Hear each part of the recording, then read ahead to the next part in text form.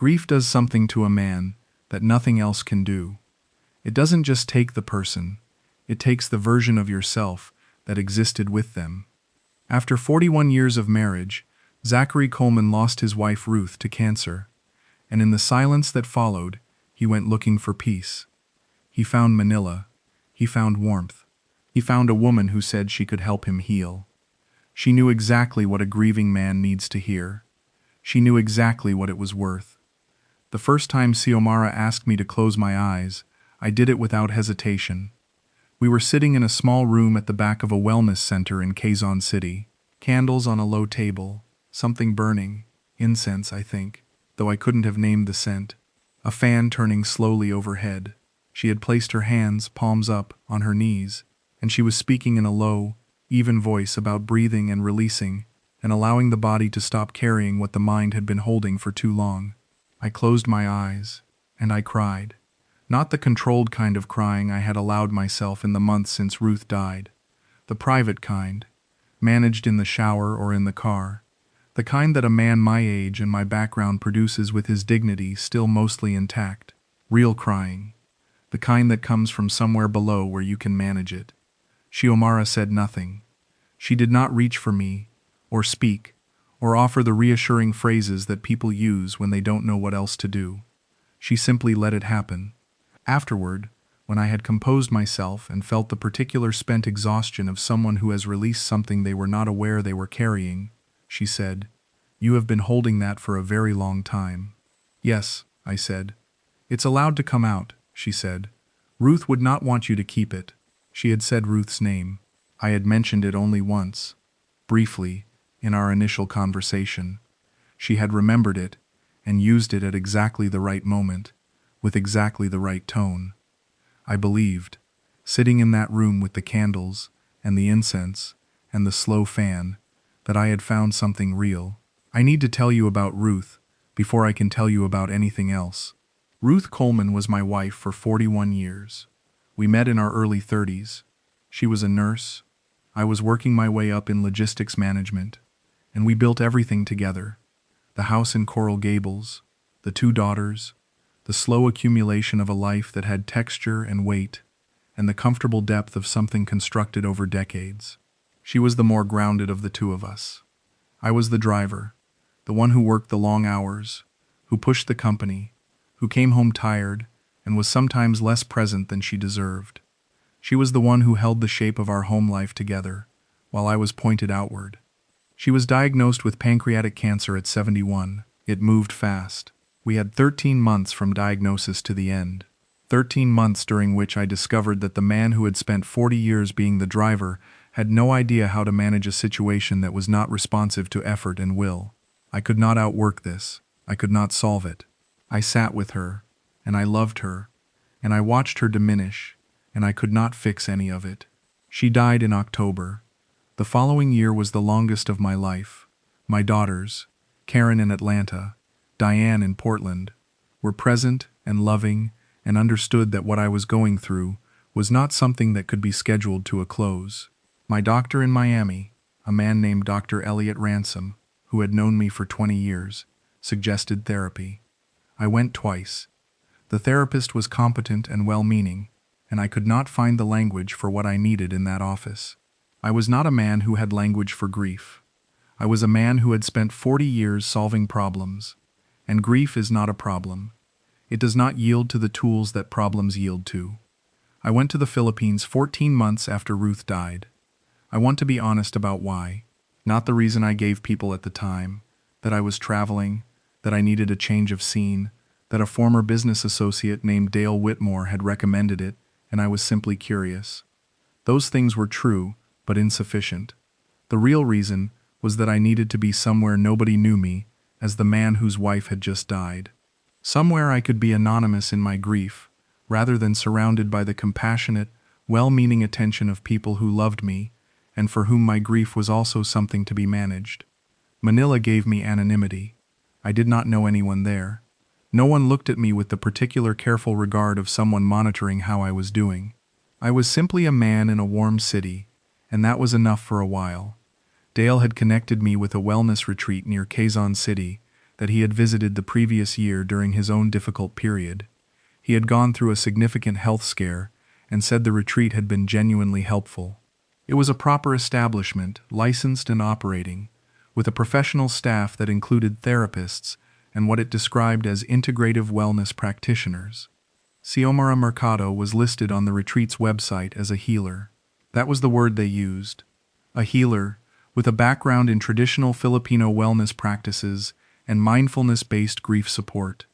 She had a photograph on the website, a composed, warm-faced woman in her early 40s, the kind of photograph that communicates professional care rather than personal drama.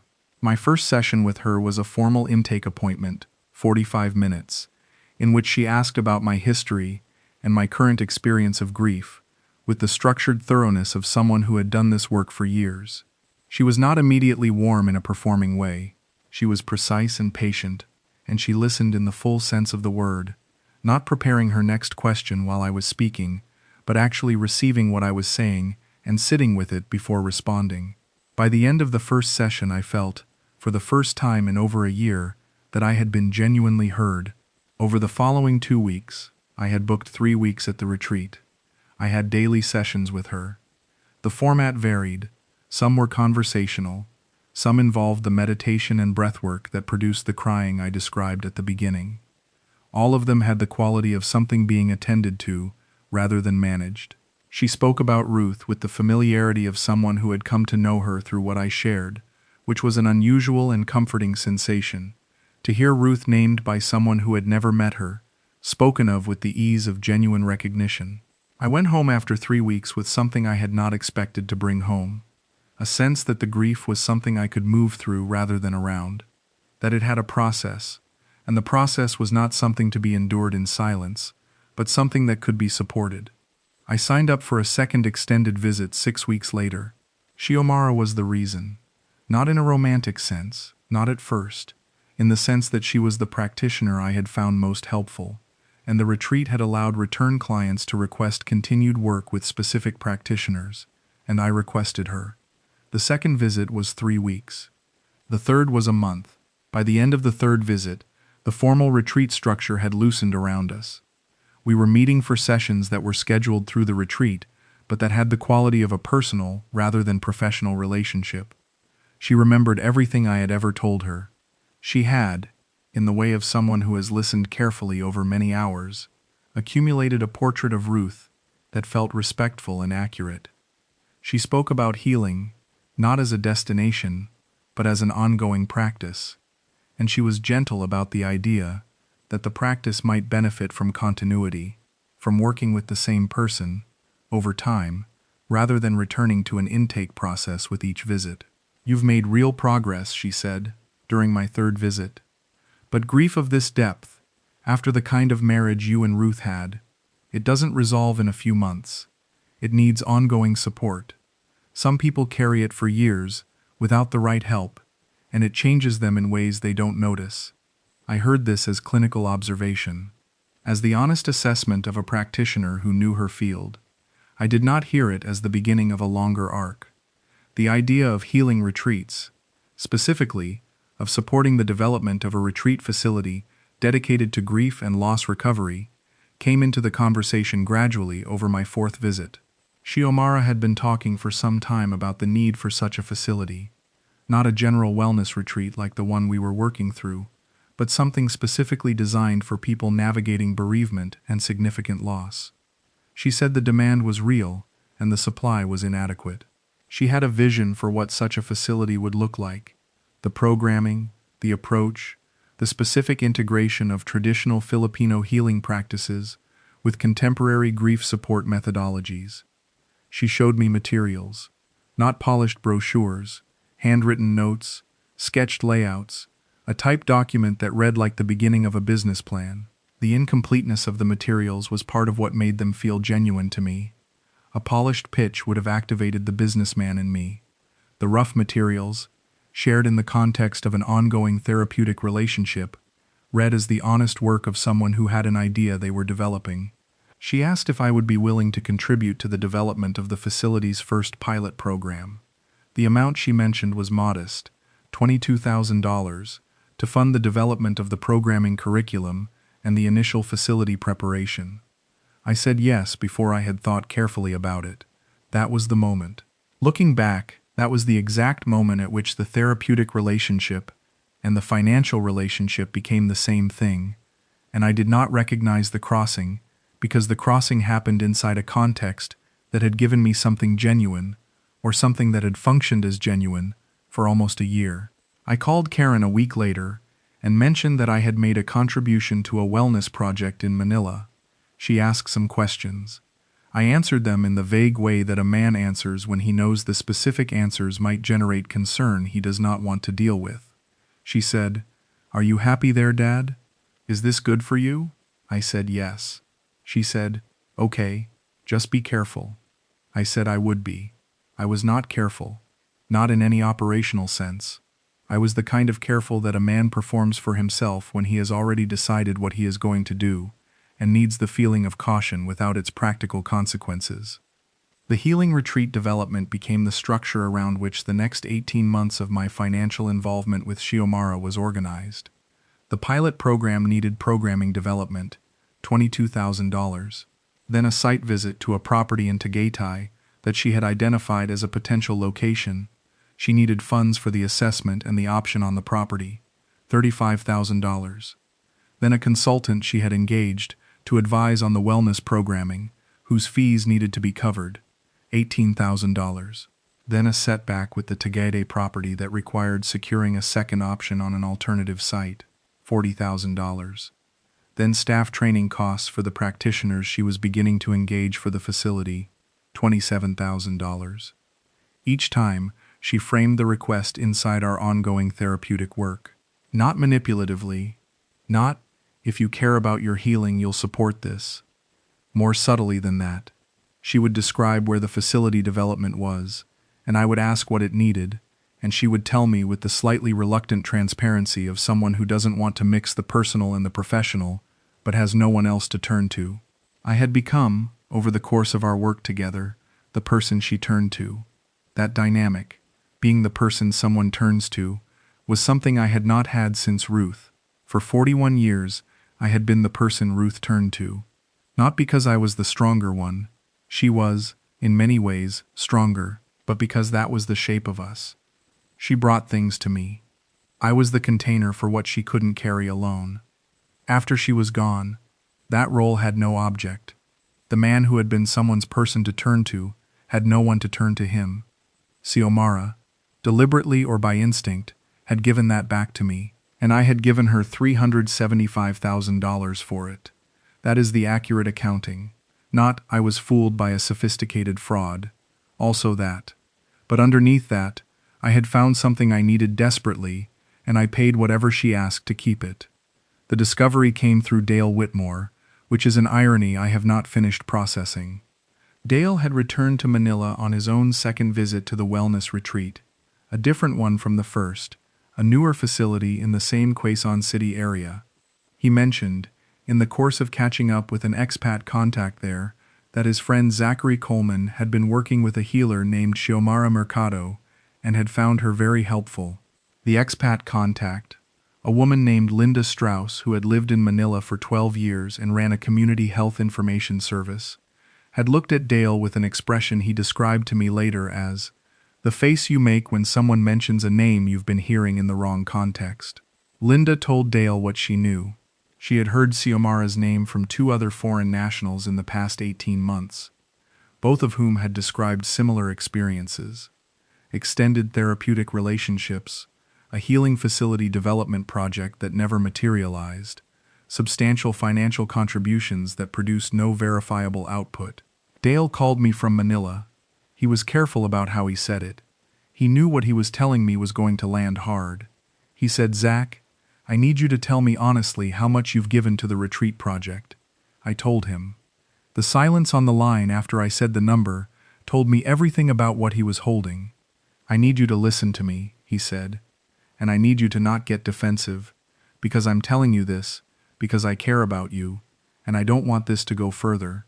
He told me what Linda had said, the 2 other foreign nationals, the pattern. the healing facility that existed only in conversations and contributed funds.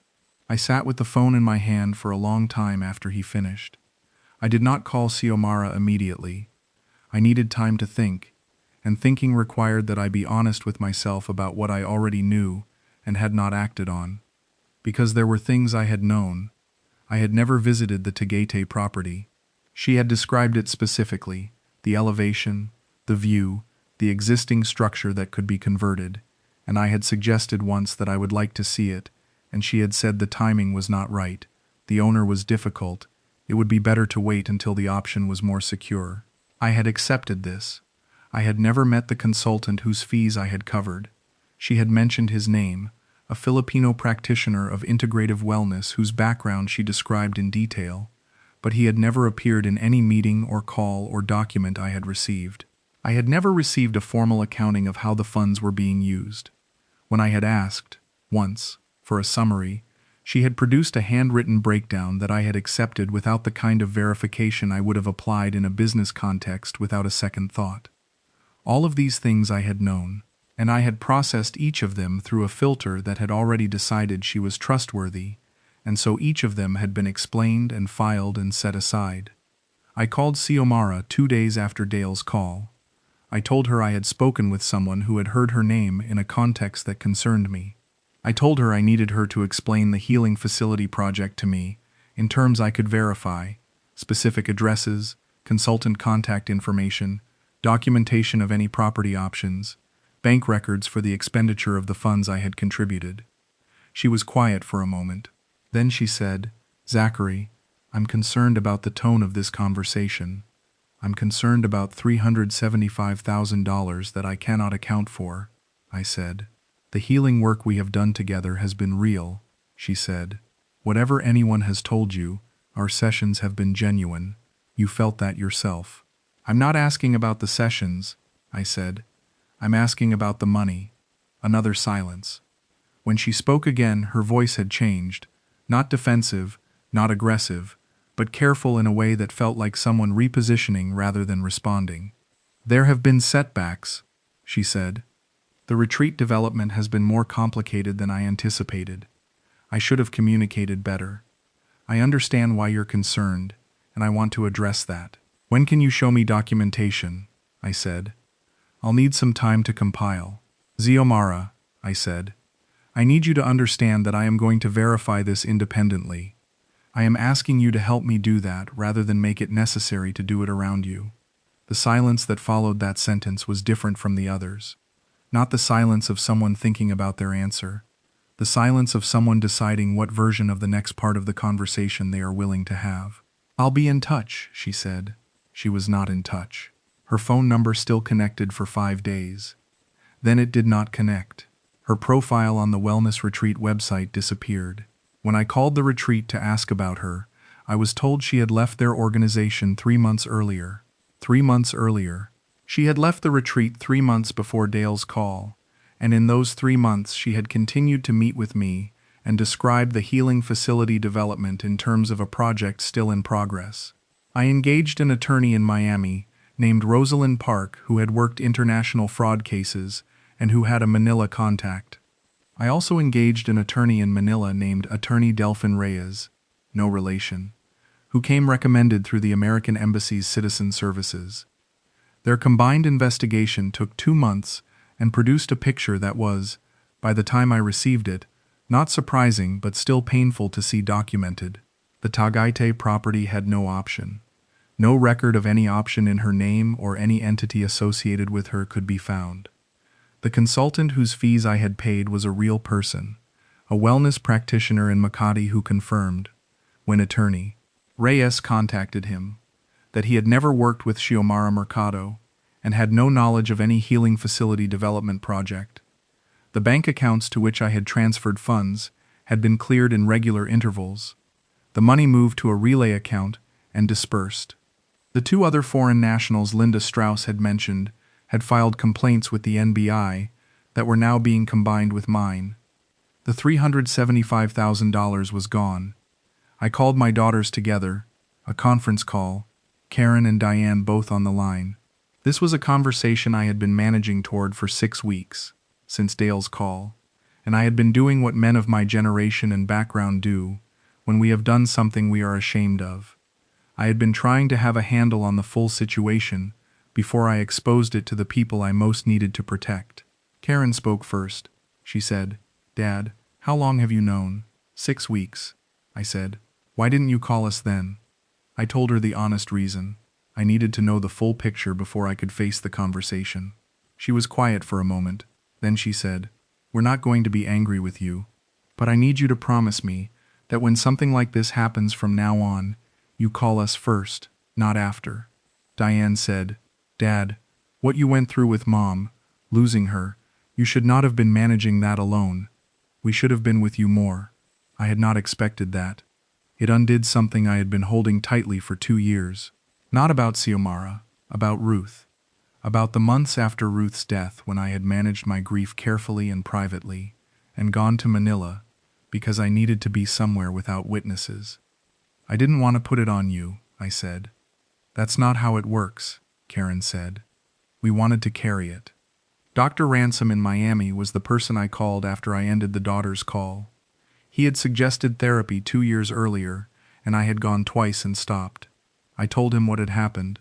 I told him about Xiomara and the $375,000 and the healing retreat that never existed. He was quiet for a moment. Then he said, "Zach, I want you to understand something. What happened to you financially is serious, and I don't want to minimize it. But what she exploited, your grief, your vulnerability after losing Ruth, your need for someone who could help you process something you had no tool for, that is not a character flaw. That is human need. And it was genuine. The need was genuine even when the response to it was not." End quote. I have thought about that sentence many times. The need was genuine even when the response to it was not. What I gave Xiomara $375,000 for was not a healing retreat. It was the ongoing experience of being accompanied through grief by someone who seemed to understand what grief is and how to sit with it. That experience was real. I felt something in those sessions that was not fabricated from my side. Genuine release, genuine relief, genuine progress through something that had been immovable for over a year. Whether what she gave me in the sessions was genuine, whether her attention, her care, her remembering of Ruth's name at the right moment was authentic or calculated, I cannot finally determine. I suspect it was both, the way most things between people are both. I think she was good at the work she appeared to do, and I think she used that skill for purposes that had nothing to do with my well-being. The skill was real. The purpose was not. I am back in Coral Gables. The house is the same. Ruth's things are still arranged the way she left them in most of the rooms. Not as a shrine, just because I have not yet felt ready to change them. And my therapist, the one I returned to after Manila, the one I have kept at now for 8 months, says there is no timeline and I should not impose one. I see Karen and Diane more than I did in the year after Ruth died. I have stopped managing my grief for their benefit. This is harder and better simultaneously. Dale came down from Atlanta in the autumn. We spent a weekend on his boat in the bay, and we talked about Manila, and about Ruth, and about what I have learned from the distance of several months. Dale has his own grief. The health scare had resolved but left something behind, and we are 2 men of a certain age who have discovered, relatively late, that talking honestly about hard things is more useful than carrying them quietly. "You needed what she seemed to offer," Dale said. "That's not a failing. I needed it badly enough that I stopped asking questions," I said. "That's the part I have to own." "Yeah," he said. "That part you have to own." He said it without judgment, just as a fact, the way a friend of 30 years can say the hard thing. Attorney Reyes continues to work the Manila complaint. The NBI investigation, combined with the 2 prior complaints, has produced a more substantial case file. He is cautiously optimistic. I am not expecting to recover the money, and I have told him so. He has told me to let him decide what is worth pursuing. I have told him to do what he thinks is right.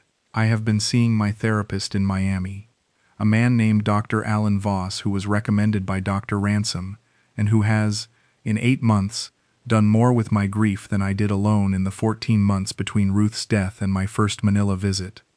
Not because he is better at it than Xiomara appeared to be, because he is actually doing it, within a structure that is accountable and verifiable, and not contingent on my financial contribution to a facility that does not exist.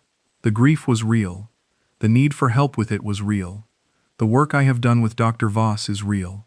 Everything else was paid for with $375,000 that I should have spent on finding the real version of what I needed, rather than the constructed version that found me first. There is something I want to say to anyone who recognizes themselves in this account. Not the financial part, the part before the financial part, the part where you are carrying something enormous and private, and you have spent your life being the kind of man who does not ask for help with it. The part where someone offers to help you carry it, and you feel, for the first time in a long time, like the weight has decreased, and you are so grateful for that decrease that you stop asking who is helping you and why. That moment of gratitude, when it is real, when you have genuinely been helped, when something has actually loosened, is not evidence of authenticity. It is evidence that you needed help, and that something, or someone, was positioned to provide the sensation of that help. Those are not the same. Ruth would have told me that years ago. She had a way of being honest about me that was neither cruel nor indulgent. She just saw me clearly and said what she saw. I miss that clarity more than I can put into words. It was the thing I was trying to recover in Manila, whether I knew it or not. I was not going to find it in a candle-lit room with incense and a slow fan. I know where to look now. In my daughter's honest voices, in Dale's boat in the bay, in Dr. Voss's office on a Tuesday afternoon, in the slow work of actually doing what I was paying someone in Manila to perform. Ruth is gone. 41 years is gone. The version of me that existed inside that marriage is gone. What is left is a 75-year-old man who is, for the first time, learning to carry his own grief in his own hands. Not hand it to someone else and watch it get used. That is enough. It has to be enough. And most mornings now, it is.